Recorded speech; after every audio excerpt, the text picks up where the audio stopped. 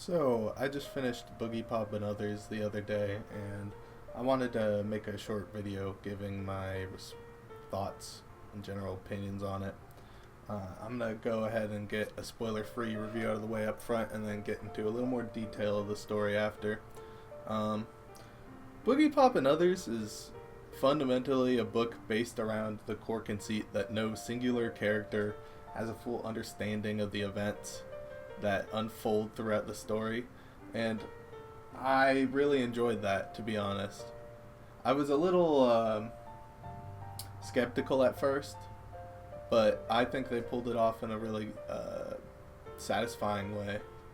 And then I was also a little hesitant to read it because I've never read, I think, a quote-unquote light novel like before, and I was a little put off by the connotations of it, that label. And I also tend to avoid high school settings at this point, but, I thoroughly enjoyed reading Boogiepop. I decided to read it initially because I was interested in the anime Boogiepop Phantom, but I read that takes place after the first light novel, and everything I read about Boogiepop and Others interested me, made me more and more interested in the book, so I thought, why not read it? I don't read a lot of books, to be honest, at this point, which is a bit of a shame. I really enjoyed this one, and I bought the omnibus with the first 3 books, so I think I will read the other 2 as well. Overall, Boogiepop and Others is a very short read, because it's mostly dialogue, and once it hooked me about 3 chapters in, I had to finish the whole thing in one sitting. If you like the sound of any of that, or the themes of supernatural or genre of supernatural horror, then I would definitely recommend giving it a try. And that's about it I can say without getting into more detail. So if you want to read that, I would recommend pausing the video or not watching the rest of this and just go do that instead, because you'll get more out of it. But going forward, I'm really interested in esoterica, religion, philosophy, psychology, UFOs, UAP, mythology, folklore, and Boogiepop and Others is chock full of all of that type of stuff. I wanted to talk a little bit about each of the characters, and I was thinking, I don't think there's necessarily really a main character in the book, but each of the characters was interesting and compelling enough to keep the story engaging.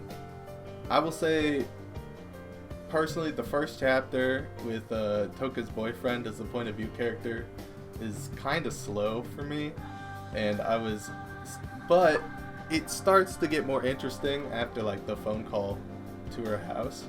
I thought that was when the story started to pick up mostly. If I were to choose a main character, I would say that probably Masami comes closest, in that he's really the only character that seems to make choices or strides forward in his plan, and that the other characters are generally unsure of themselves and their future, and they're very contemplative, while Masami basically has his greatest desire placed right in front of him narratively. And I do think it's really funny that he has no rationalization for why he wants to be killed. He's just a fucked up little guy. And that ultimately, he's really the only character in the story that gets what he wants. And then, I think it's also going into that, it's really strange feeling how medicalized the language is that everyone uses, and it's understandable for Nagi and Suema to talk like that because of their background, but it seems like the other characters self-diagnose themselves with the kind of psychiatric condition that gives me a lot of current Gen Z pop psychology trend vibes, and to another point, the characters themselves are very self-aware and self-reflective in this way that feels somewhat unnatural for people their age, I would say. but it didn't really make it. It didn't take away from the story in any way. I think Nagi was just cool, like just a really cool character. Because we never got to see the story from her perspective exactly, but it was fun to see what the other characters' perspectives of her were, and it like fill in the details about her, and she ends up being a character we know more about than others, despite not getting her exact perspective. The Akio chapter, I can't remember which one it was numerically, but that chapter made me tear up a little because I was thinking about how he would never really get like closure in his relationship or his situation because it's just so extreme. But then Boogiepop showed up, and it really made me think that Boogiepop was a hero in the whole story. You know, it reinforced the idea that he's like a good guy.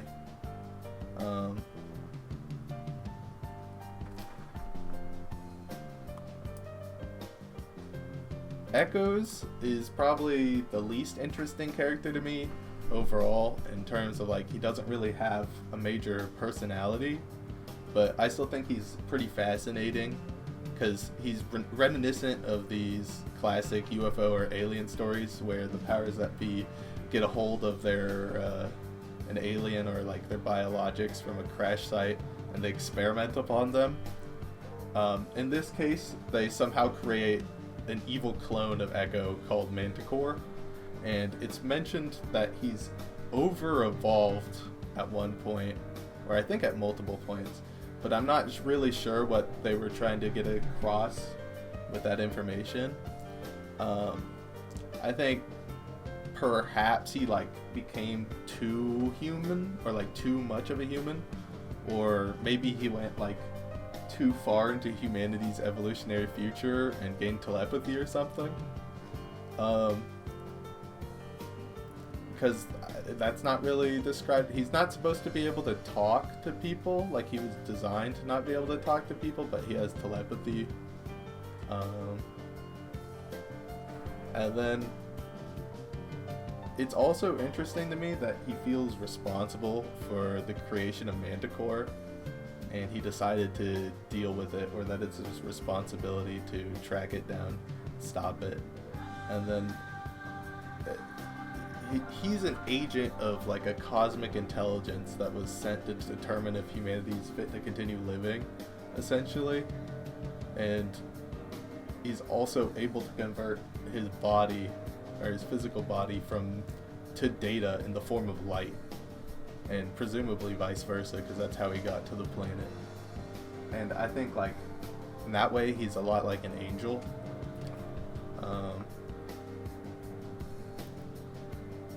So Manticore, like I was talking about, is interesting because, like Echoes, she learns more about humanity as time goes on, and she eventually falls in love with Masami, which essentially leads to them switching places in terms of who is leading who, where he gets to be more like powerful in the relationship, essentially.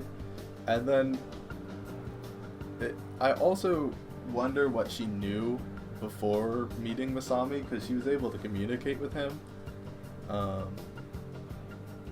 I think like maybe she had some of the knowledge from Echoes, or she learned from the scientists or whatever that were messing with her, or that created her. And then she also has like a completely different power set than Echoes, like able to do different things, but they're both very physically formidable. And I also thought it was interesting that her and Masami like only killed girls, and I don't think killing boys was even like mentioned as a possibility. So I'm not sure if that's like a cultural thing, or if that's just like they were using it as a cover, or what the thought behind that, or it's just tropey, you know? I don't know. It didn't bother me, I just thought it was interesting. And then the most interesting character, of course, is the titular character himself, Boogiepop. And, you know, I think it's kind of not really the point of the story, but this whole time I'm reading it, I'm like, well, what is Boogiepop? And, first and foremost, of course, Boogiepop's phantasmal like bubbles. But what is Boogiepop? My first thought when seeing Boogiepop's visual design is that he's a wizard. But Boogiepop has a lot of symbolism that makes me think he's an immortal alchemist or an ascended master type of being. For one, Boogiepop is a male spirit that possesses the body of a girl named Toka.